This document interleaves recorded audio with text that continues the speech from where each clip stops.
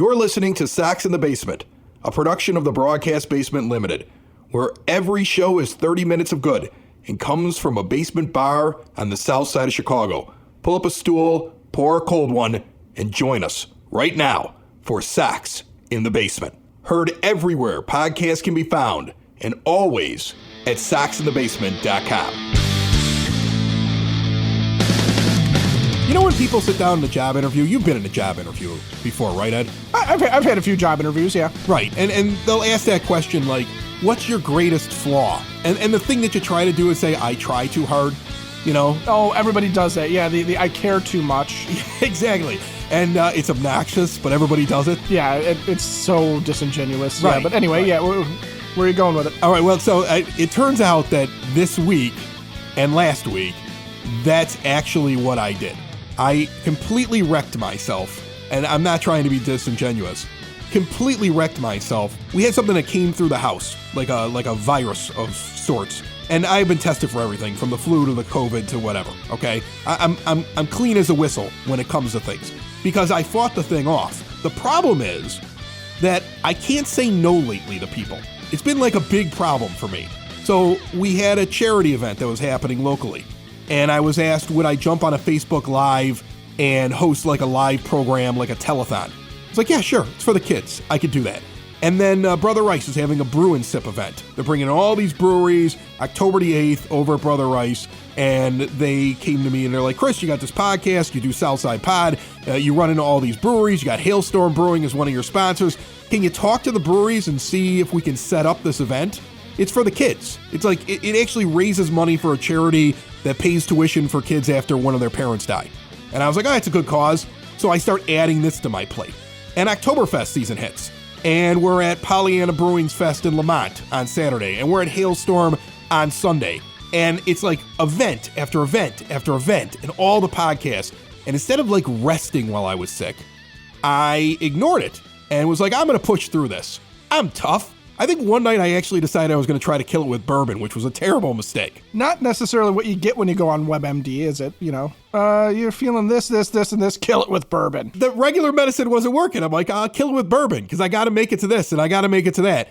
And I found out right after we recorded our last show this week that I had destroyed my body so terribly that now I had a wheeze in my lung and I was put on antibiotics, an inhaler, and steroids. Ooh, steroids. Yeah, I'm 3 days into my steroid regimen, so I'm good to go. And you've got 68 home runs. Oh yeah. If I could stay on a steroid regimen, I could hit 73, I believe.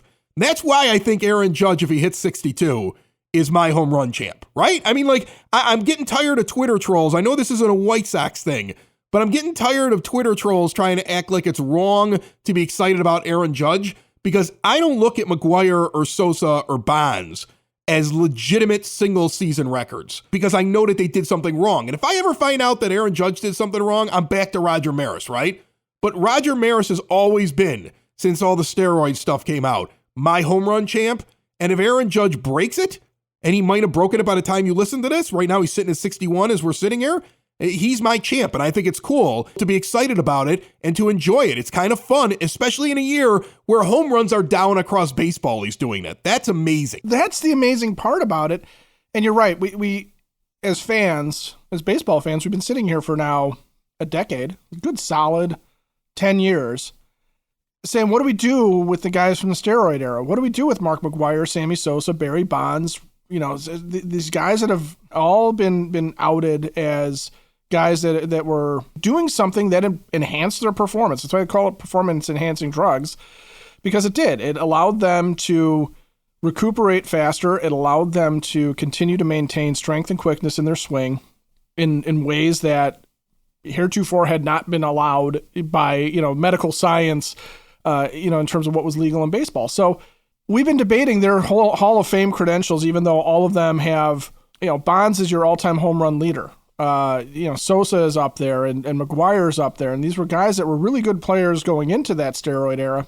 But if we can't agree that these guys are actual Hall of Famers, if that's the debate, then why not have the records sit there and be as suspect, especially when Judge has done it apparently cleanly. in an era where the ball was not flying out of the ballpark, because nobody's chasing Aaron Judge the way, let's say, Sosa and McGuire were chasing each other in 98, right? There's nobody on his heels where we're getting down to this part of the year, 151 in terms of the number of games, and, he's just hit 61 while you got somebody else right there with 56, it's starting to fall behind or something like that. No, it's Aaron Judge's show. And yeah, you know what? If you're a White Sox fan, you got to look for something to look forward to these days. So why not cheer on? I know he's a Yankee. I know he's the enemy, but why not look for something cool like that? I was actually happy about Albert Pujols too, hitting his 700th. That's a cool thing to see. Yeah, it is a cool thing to see. Reminder for you, Sox in the Basement brought to you proudly by Family Waterproofing Solutions. You heard the ad at the beginning of the show. Remember, if you mention Sox in the Basement, you get money off. See all they have to offer and see what a difference a family makes at familydry.com. Give them a call at 708-330-4466. I always fall back on a single season of a ball player back in the late 90s that everybody forgets about. Whenever anybody tries to point out that steroids probably didn't have as big of an effect as you think it did, right? Like, you have a whole generation of fans that missed this when it first happened. And we watched it in person. And we were fooled like everybody else. We just thought, yeah, man, these guys are swole. Like, right? I mean, they're just big. Oh, yeah. It was just a new era of, hitters understanding how to hit better, and guys that they maximized their workout regimen and just became stronger. We just had bigger, stronger athletes.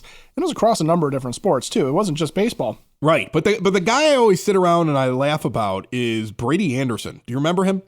He was He was the outfielder for the Orioles outfielder. Right. He went from being a maybe doubles warning track power leadoff hitter to all of a sudden hitting over 50 home runs. Right. He had his 3 years leading up to the season we're talking about, 13 home runs, 12 home runs, and 16 home runs. And then in 1996, he hits 50. Then he goes back to hitting 18 home runs, right. on and on and on. Right, I mean, when he's under suspicion. Right. And I don't think they ever proved anything with Brady, but there were all those weird things that happened with individual players. And Ken Caminiti literally hit more home runs in the second half of a season when he admitted that he started using them than he had ever in a single season. Right. And those are the things. That's what I point out to people when they ask, well, did it really make a difference? And wasn't everybody doing it?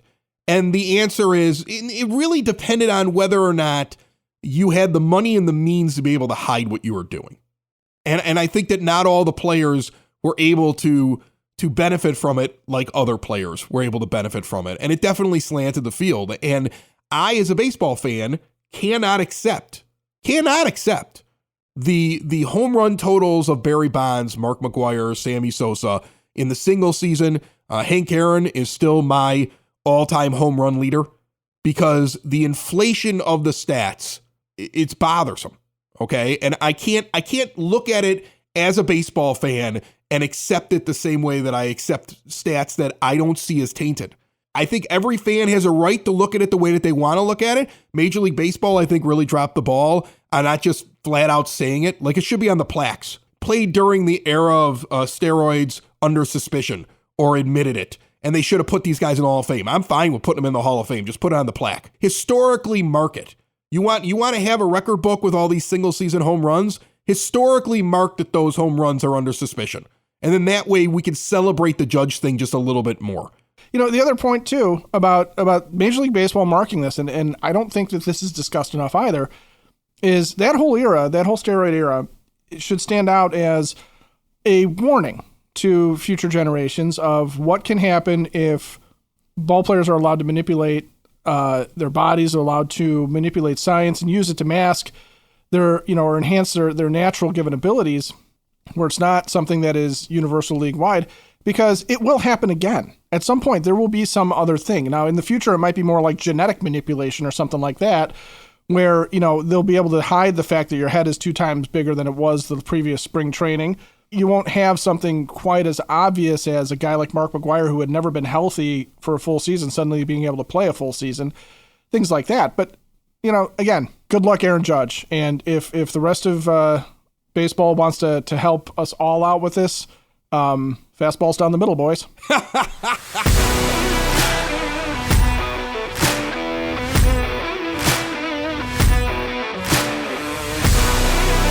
And the place pregame, postgame, in-game, when the games are all over, to hang out. Cork and Kerry at the park, 33rd and Princeton in the shadow of the ballpark. And then, of course, the original location in Beverly at 10614 South Western Avenue, that traditional Irish bar in the Beverly neighborhood. Two awesome places to go get a beer, to enjoy craft beers and traditional pints and full bars, familiar favorites, spirits, wines, and to commiserate with White Sox fans, to talk about the offseason, to get ready for the upcoming season. At Cork and Kerry at the park, they have the award-winning menu of burgers and ballpark favorites. And on Mondays, when you dine in, you get 2-for-1 burgers. That's whenever the White Sox are not at home on a Monday. And, well, I guess that's coming up now constantly throughout the offseason. So now is the time to get over and enjoy that award-winning menu of burgers and ballpark favorites. And when you get the warm days, you can still walk outside on the patio. I think this is the time, that outdoor patio in Beverly and the outdoor area around the spot at the park, when the leaves are falling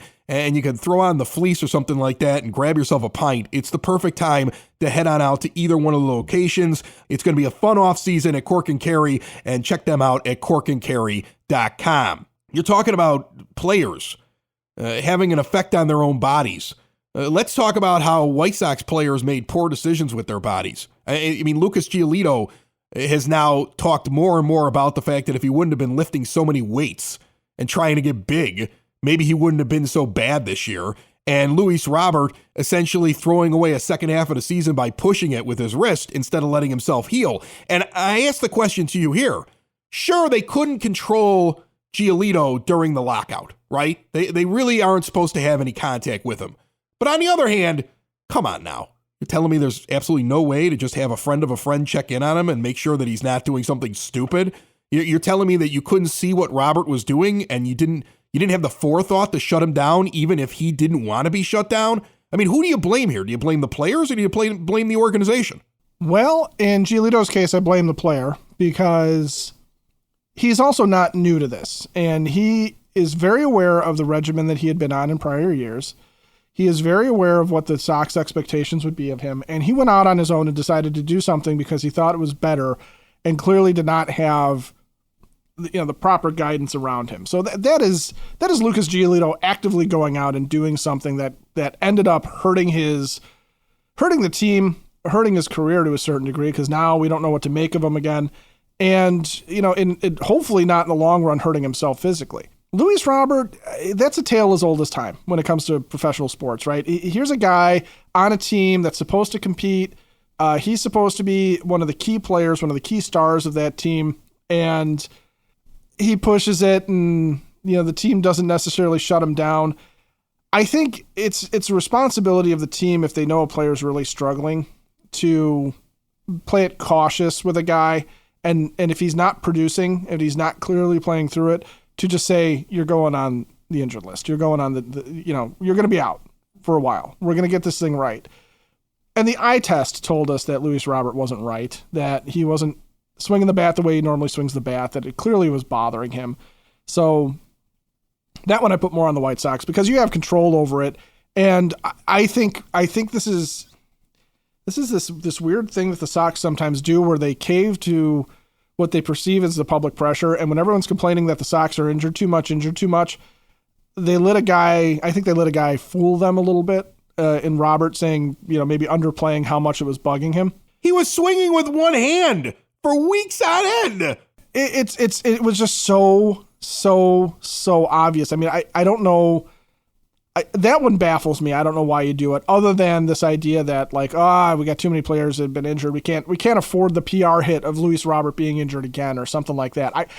I'm casting an aspersion there. I really am. I really am because I don't know that that's true, but gosh, that's what it feels like. Yeah. I mean, you are, because I mean, if that's true, then again, that's another reason why everything's got to be cleaned out in that front office, because at this point, I feel like sometimes they're afraid to make trades, then they're afraid to not make a trade, then they're afraid about how they're going to handle an injury. If there's so much fear and there's so much worry about public perception and you're not making the decisions because it's the right decision to be made at the time and there's other influences, then you're too messed up and you need to clean house and start over with a clean slate. And I want to go back to something we talked about last week on this program because we got a lot of comments about the last show.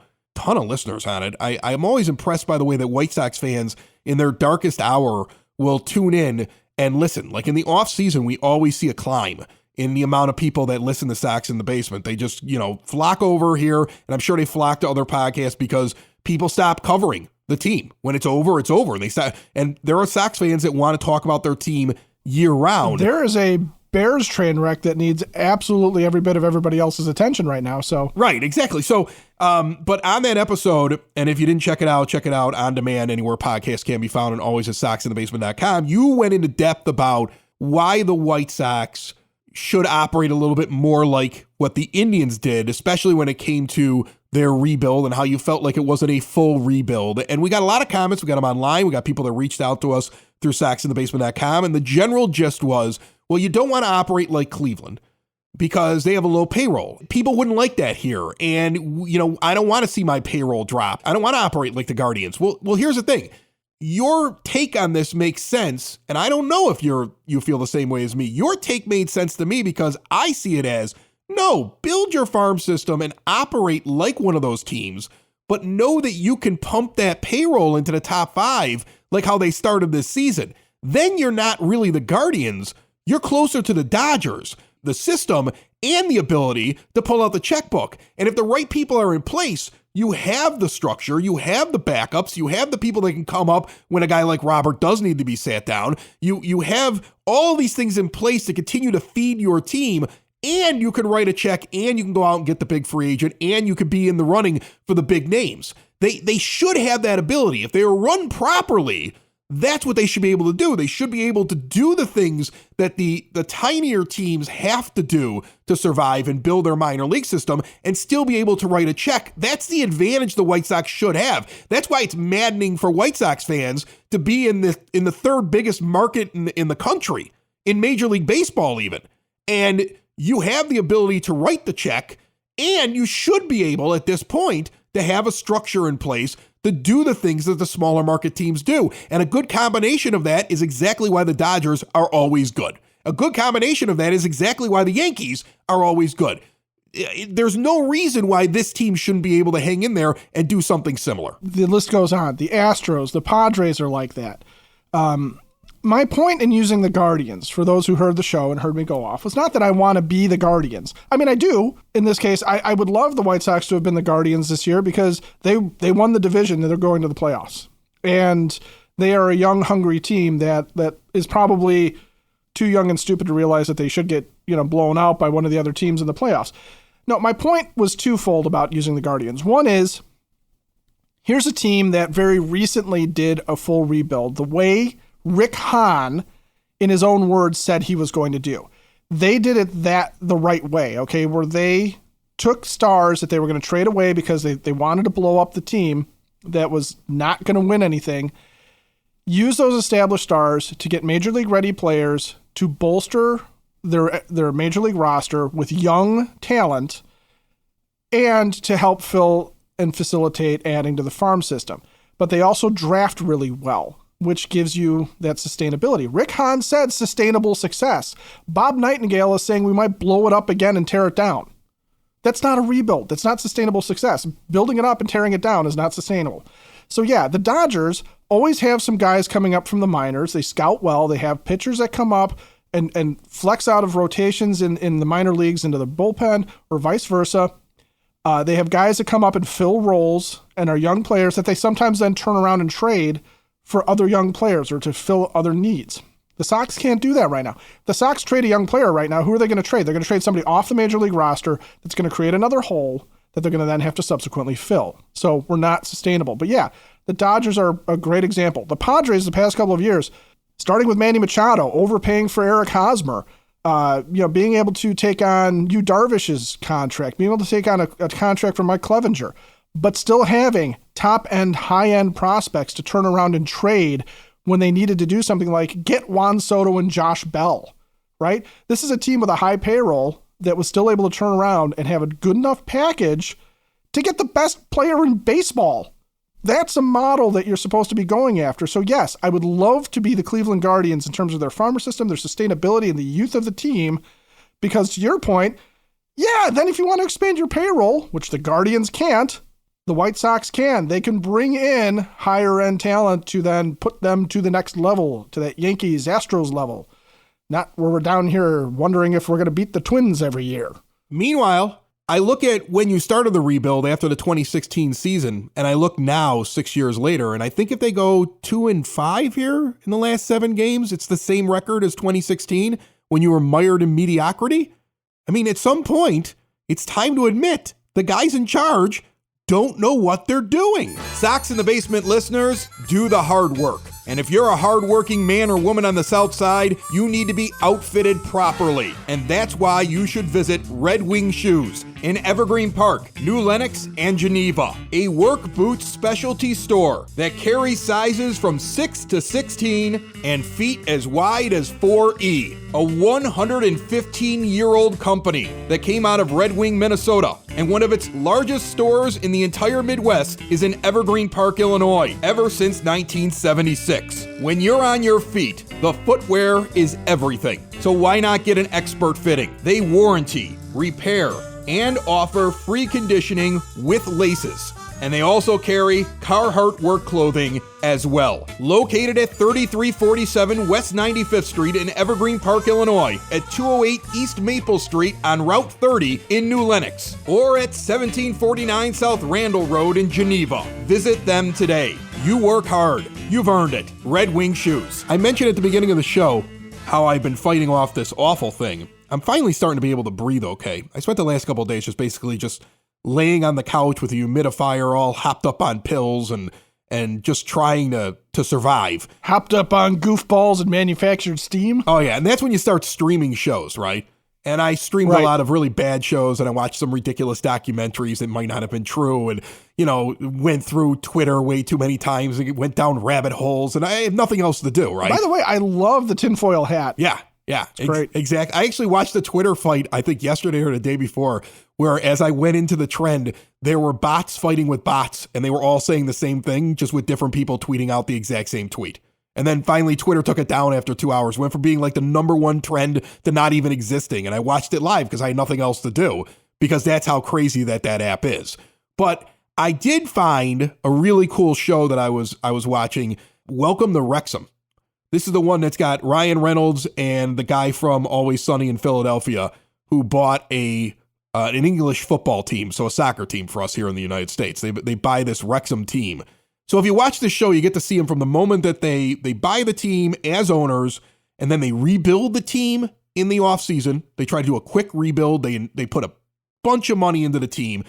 You see them have these conversations now about replacing management only 7 or 8 months after their initial rebuild and hiring like a guy who's their manager, their head coach, let's say. And they're having these conversations, and they have a conversation with the owner of the Philadelphia Eagles about, what's it like to fire somebody who you have a relationship with. And I'm watching this thinking to myself, gosh, I hope these conversations are happening in the White Sox front office, or just with Jerry Reinsdorf and a friend. You shouldn't be talking to anybody else in that front office because they all should be gone. But when you listen to Jeffrey Lurie of the Eagles talk, here's a guy who's, a billionaire. He's very much like a Jerry Reinsdorf in terms of his wallet, and he owns this team, the Philadelphia Eagles. And the advice that he gives these guys, he gives them like a litmus test of, do you think you're moving in the right direction? You can have down seasons, but are you moving in the right direction? Is it bad luck? Is it a bunch of injuries? Or is it that the direction is not where it needs to be? And at that point, you have to get rid of the personal relationships, and you have to move on from the people who you made the decision makers on your team. And that's the advice he was giving these brand new owners of this soccer team. It was such an interesting parallel to listen to an owner tell another owner who's new to a sports franchise how you know when it's time to get rid of your coach or your front office. And do you think this is a down year? And I guess that's the question. And I want to put myself in the position of Jerry Reinsdorf for a moment and ask the question, is this a bump in the road caused by something else in which the team is still moving in the right direction for 2023? Or is the team moving in the opposite direction, which would then mean move on? What do you think when I put it in that perspective? It's hard because you can look at the talent that the team has and say, if not for the injuries, they would have been much more competitive. if Tim Anderson is here the whole season, if Eloy is here the whole season, if you don't have injuries to Lance Lynn in the early part of the year, if Michael Kopech's on the mound this past month instead of, having to fill in, not that Davis Martin's been bad, not that Elvis Andrus wasn't, fantastic in replacement, but you can look at that and you can certainly say that this is a down year and they might still be in the fight. Okay. And you can also look at the whole Tony La Russa thing with, his health clearly having an impact on and informing his managerial decision-making this year and his abilities this year. All of that is true. And you could say this is a bump in the road for a team that should be in its competition window. But I also don't see where the arrow is pointing up for this team. We're at the plateau of it, so at some point the bell curve goes down, right? This is where we started to identify where contracts are coming off the books, where guys are coming out of arbitration, where some of these guys are getting a little bit older and long in the tooth that are under contract. Some of our young players, our quote unquote young players, like we talked about, they're really in their prime. So their chances of a huge upswing are starting to limit because this is the point where they are what they are, and they can only go down. I don't see a huge upswing coming because I also don't see a next generation of superstar players coming up. Yeah, but I don't want to hear the injury excuse because every team has injuries. I think the injury excuse bothers me the most because if the team was built properly, you would have a next man up, and that next man up would perform well. Here's the thing. Here's the easiest way, I guess, for me to put this when I'm trying to look at it through the prism of, is your team arrow pointing up? Was this just a bump in the road? There are too many factors that we can try to find for why the White Sox played poorly this year and missed the postseason. The problem is that you have to start cutting down on some of those factors. And you can fix some of these things or lower the chances of them happening if your organization is being run correctly. You can lower the impact of injury if you're structured properly throughout the organization. You can deal with managerial issues if you are hiring the right manager. What is your training staff doing? Are we properly evaluating? It's been a couple of years now with a slew of injuries. I think that you could sit there and try to say, well, this A, B, C, D, all these things are the reasons why we didn't win. But then somebody has to ask the question, well, why were we set up for all those things to happen? And could they have been avoided? And could we have set ourselves up so that it was less likely that some of those things would have happened? And that's why I don't see the arrow pointing up, because there's nothing that tells me that next year I should expect anything less than all of those excuses popping up again. Well, yeah, and that is kind of the crux of the problem, right? Are you coming this weekend? Are you going to be at Open Outcry, our next stop on our Oktoberfest tour? We're hitting all these breweries and festivals, and we're having a lot of fun, and I intend to be there. I now feel as though I'm on the back end of this thing, and I intend to be there. Are you asking if Sox in the Basement can withstand a catastrophic injury to Chris Lanuti? Yeah, that's the problem. We need to have enough depth around here for when I go down. That's an issue. We need to work on our structure as well. We were at Pollyanna out in Lamont. That gives me a good excuse to mention the village of Lamont. If you want to experience a downtown with real history, great eats and drinks, and green spaces filled with adventure, visit the village of Lamont. Shop, dine, drink, and explore, and look for their next big event at lamontdowntown.com. We had a blast out there with everybody in the big field and venue that is the Forge in Lamont. And then we were at Hailstorm Brewing, the official brewery of Sox in the Basement, out on Sunday. But now this week we're at Open Outcry Brewing, where they're having their first ever Oktoberfest right at 109th and Western. They got a rooftop. They got the brewery pub downstairs. They've got in the back a big tent right off of Western Avenue. Incredible setup. I've already seen what's going to be there. Bunch of bands out there, German food, a bunch of different German beers, German steins. It's going to be a blast, and Sox in the Basement's going to be out there. Am I going to get you at this one? Because I missed you last weekend. Well, I just wanted to stay away from all the funky viruses you're carrying around. I'm not contagious. The viruses are perched on your shoulder like you're a parrot with a pirate. Stop it. Now I can't go. Now nobody will go if I go. Okay, so then you have to go now. Now I'll stay home. You go. But you look much better. You sound better. The viruses are gone. I mean, so yeah, right. I think it's safe to be around you finally. All right, that's good. I'm coming off the IL just in time. I'm being activated for this thing. coming up on Saturday. Make sure that you get out there, and we're going to have an absolute blast. And then the week after that, we're at Evergreen Park's Village Oktoberfest on October the 8th. So much fun going on here with Sox in the Basement. Remember to check out the website and learn all about the $1,000 guest bounty. Man, I'm just happy that I'm coming out of this now. This is my favorite time of the year, Ed. I need a break. I need to get out. I'm looking forward to Saturday and blowing it up. Sox in the basement. Sox in the basement. Sox in the basement. Sox in the Basement. Heard everywhere podcasts can be found, and always on soxinthebasement.com.